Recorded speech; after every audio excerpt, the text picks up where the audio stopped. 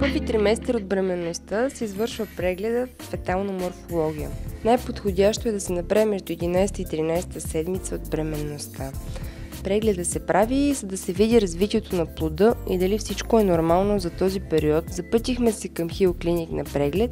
Знаех, че те разполагат с много добър и модерен ултрасаунд и нямах търпение да видя всичко, което се случваше вътре в мен.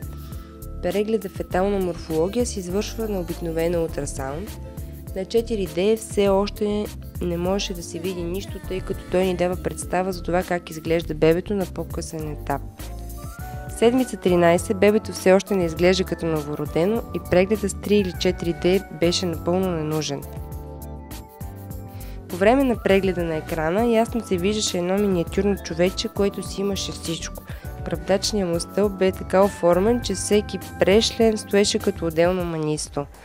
Имаше ръчички, крачета, глава с нормални размери за тази седмица, сърчице, което бие забързано и всичко, което си беше във реда на нещата за развитието му. Плацентата беше наред. Видяхме как си смучеше палчето, ритеше с крачета, тежеше 40 грама и беше цели 7 см голямо.